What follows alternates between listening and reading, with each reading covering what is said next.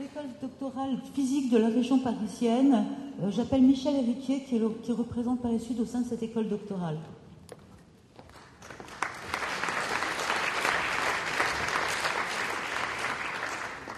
Bonjour, donc je vais essayer de vous présenter l'école doctorale de physique de la région parisienne aussi vite qu'on m'a demandé de le faire.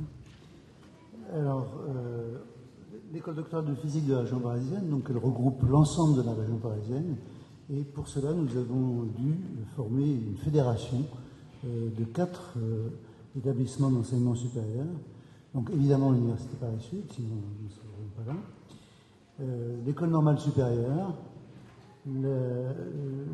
l'université Pierre et Marie Curie et l'université Denis Diderot.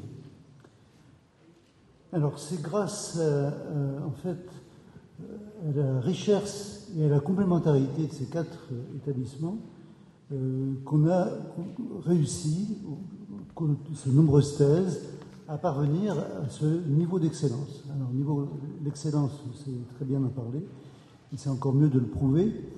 Et l'excellence, on peut la prouver par les récompenses qu'on a obtenues au CNRS. Je parle par exemple des médailles du CNRS, à l'Académie des sciences, avec tous les prix de thèse qu'on a obtenus. Et ça, c'est une chose, mais ce qui est plus important encore, ce sont les recrutements. Donc nous avons obtenu des recrutements de haut niveau pour nos étudiants, à la fois dans le secteur académique, c'est-à-dire au CNRS, à l'université et dans les organismes de recherche comme le CEA, et aussi au niveau industriel. Donc la proportion du niveau industriel, c'est à peu près la moitié, donc autant que le recrutement académique.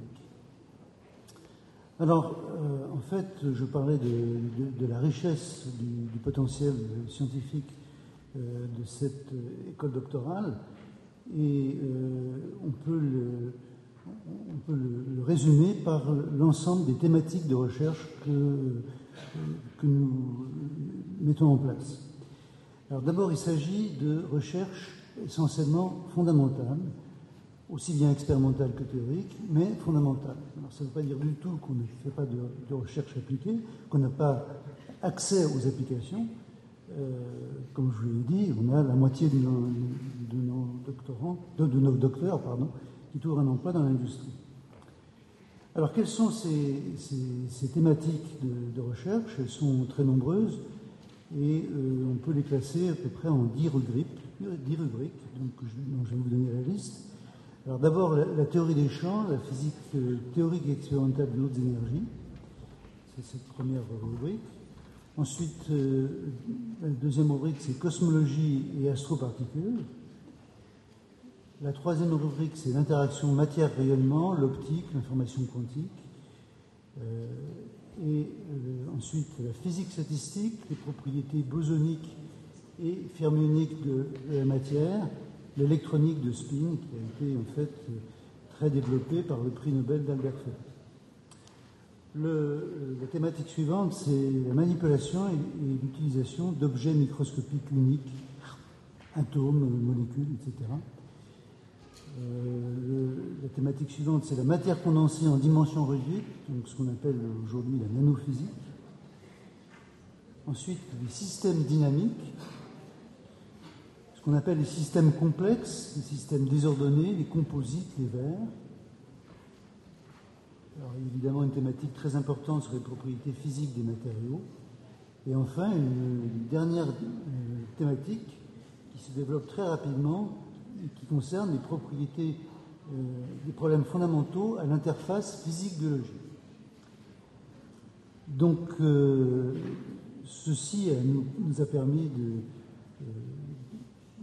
faire passer par an à l'Université Paris Sud environ 30 à 35 thèses par an.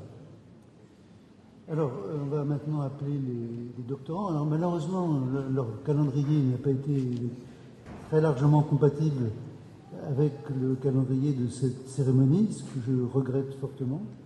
Et donc, il y a un petit nombre de doctorants qu'on va pouvoir appeler. Alors, le premier, c'est donc, excusez-moi,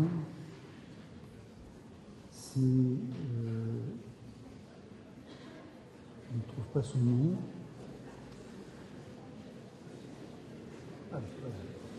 C'est Kayhan Benasser, donc qui a préparé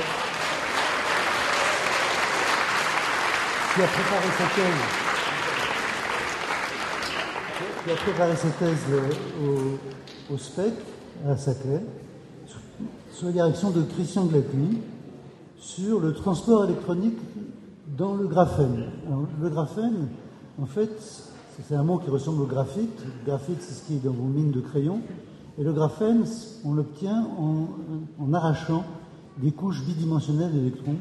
Et c'est ça qu'on appelle le graphène et qui lui confère, par cette structure particulière, des propriétés électroniques tout à fait particulières. Et donc, c'est là-dessus qu'a porté la thèse de Kayhan Benasser. Alors, le docteur suivant, c'est Jean-Paul Hébrand.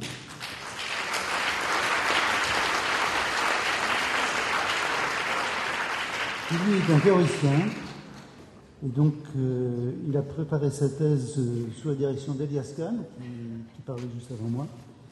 Et alors, le titre de sa thèse est un peu compliqué, ça s'appelle « Description relativiste de l'état fondamental des noyaux atomiques par l'approche du champ moyen autoconsistant, incluant la déformation et la suprafluidité ».